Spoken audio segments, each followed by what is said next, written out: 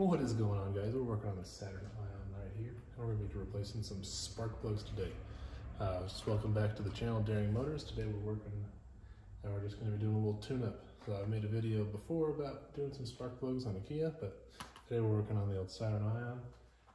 So we're going to show you how to do it. It's pretty similar on all four-cylinder vehicles, so just go ahead and sit back and watch. And if you're curious of how to do this yourself, I'll link some tools in the description below so you can check it out. But let's go ahead and get started and get right into this. Alright guys, so first thing, you probably don't even notice that there's coils on this. So what we gotta do is remove this little fancy cover that they have, and then once we get that off, it'll be pretty normal for everything else. So this is a T30, so I'm just gonna use this to make it a little quicker for you guys. You know, sit around and watch me do stuff all day.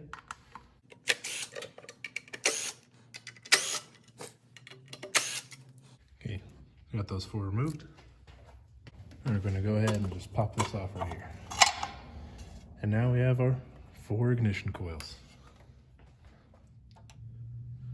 Alright, so we're going to remove these ignition coils, and each one has a 10mm bolt right here that we're going to be loosening up.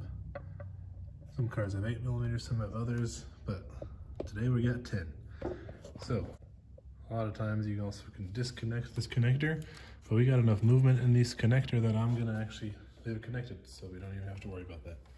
So I'm gonna loosen them one at a time.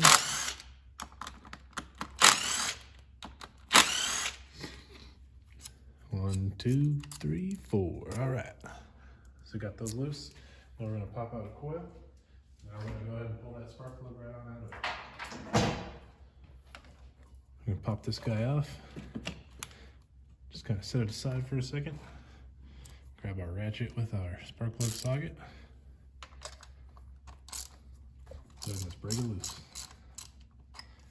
Just spin around by hand.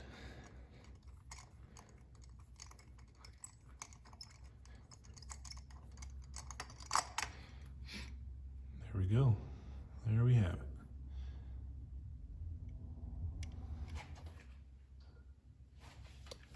So we're going to be replacing this beat up old nasty spark plug with a brand new engine kit. Let's just take a look at that difference, huh? So let's go ahead and get that popped on our socket and get it replaced. So one thing about these is there's a little washer right here. When you tighten them, you want to make sure you don't over tighten it so that it gets completely crushed, but you want to tighten nice and snug, so that way it seats nicely and doesn't leak. And always start these by hand. Do not run it down with an impact or anything crazy. Just run it in with your fingers. Once it's pretty tight with your fingers, you're going to take your ratchet, put it on there, just snug it down the rest of the way. So that's pretty tight. So we'll turn past that. There we have it. There's one done. So now I'm just gonna zip through the rest of them, and I'll time lapse that for you, put a little background music, and meet you back after that.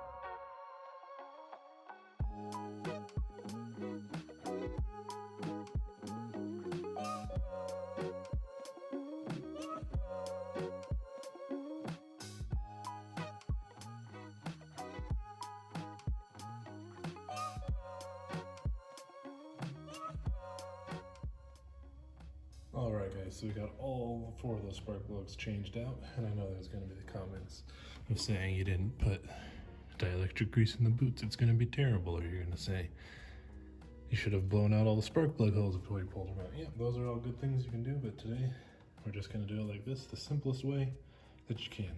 It'll run great, have no problems. So, last thing we have left to do is just put that cover back on, start it up, and see how she sounds. Alright guys, so we got that done.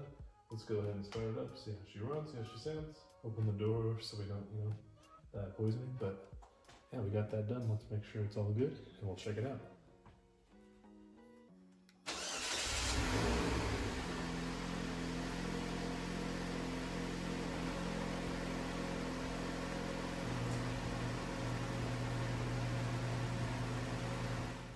Alright guys, well thanks for checking out the video.